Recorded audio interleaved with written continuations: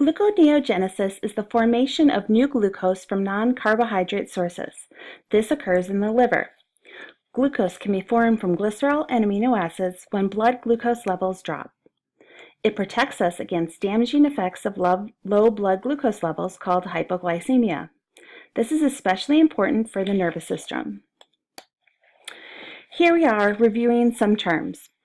Glycolysis is the conversion of glucose to pyruvic acid. Glycogenesis is the polymerizing of glucose to form glycogen. Glycogenolysis is the hydrolyzing of glycogen to glucose monomers.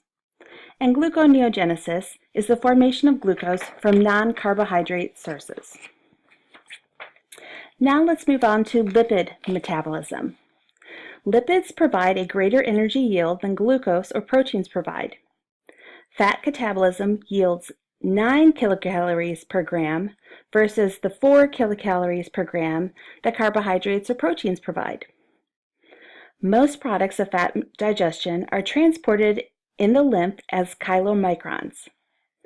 Lipids are hydrolyzed by endothelial enzymes into fatty acids and glycerol. Only triglycerides are routinely oxidized for energy. Glycerol and fatty acids are oxidized separately. Beginning with glycerol breakdown. Glycerol is broken down into glyceraldehyde 3-phosphate, which then enters the citric acid cycle.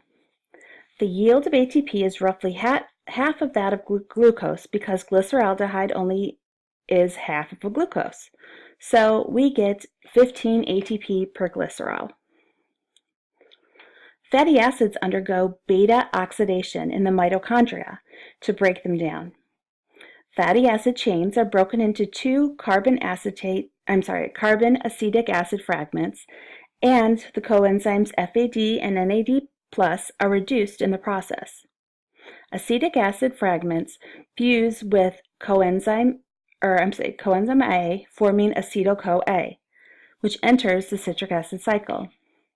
Reduced coenzymes enter the electron transport chain.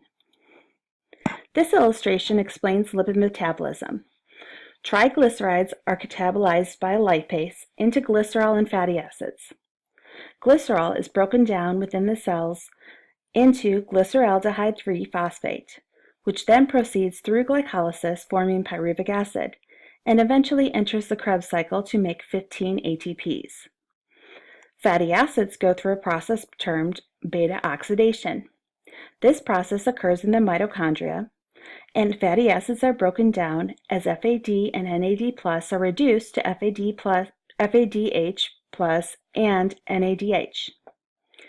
Each acetic acid molecule is fused to CoA, forming acetyl CoA, which then enters the Krebs cycle. Lipogenesis is the synthesis of triglycerides that occurs when cellular ATP and glucose levels are high. Dietary glycerol and fatty acids are not needed for the energy, so they are stored as triglycerides. 50% is stored as adipose tissue and the other 50% is deposited in other areas. Glucose is easily converted to fat because acetyl CoA is an intermediate in glucose catabolism and the starting point for fatty acid synthesis. Lipolysis is the breakdown of stored fats into glycerol and fatty acids, and it is also the reverse of lipogenesis. Fatty acids are actually preferred by the liver, cardiac muscle, and resting skeletal muscle for fuel.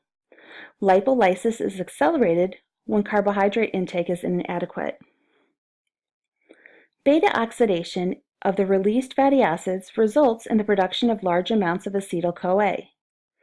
Acetyl CoA can enter the citric acid cycle only if enough intermediates of oxaloacetic acid are available. If the intermediates are not available, acetyl CoA can accumulate. Accumulated acetyl CoA can be converted by ketogenesis in the liver to ketone bodies. Ketone bodies include acetoacetic acid, beta-hydroxybutyric acid, and acetone. This figure illustrates lipid metabolism. It shows how stored fats in adipose tissue can be converted to triglycerides.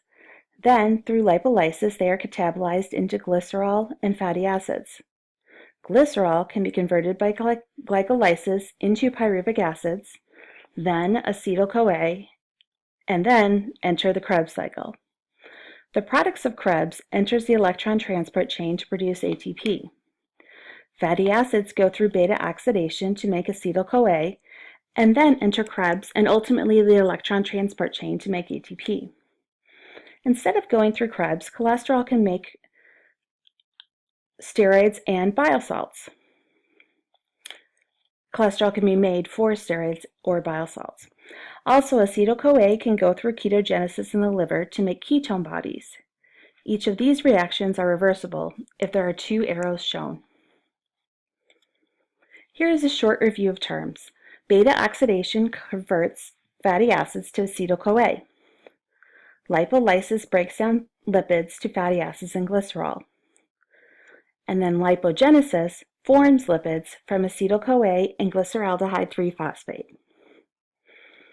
The accumulation of ketone bodies in the blood can lead to ketosis. This is common in starvation, unwise dieting, or diabetes mellitus. Ketone bodies are also excreted in the urine. Ketones are acidic, so they build up. So the buildup of these molecules can lead to metabolic acidosis, which can cause dangerously low pH levels. A patient's breath can smell fruity from vaporizing acetone. Also, breathing becomes rapid as the lungs try to release CO2 to raise the pH.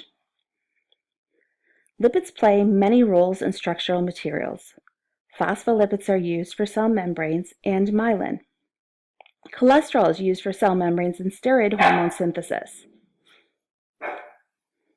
In addition, the liver synthesizes transport lipoproteins for cholesterol and fats. It synthesizes cholesterol from acetyl CoA and used cholesterol to form bile salts.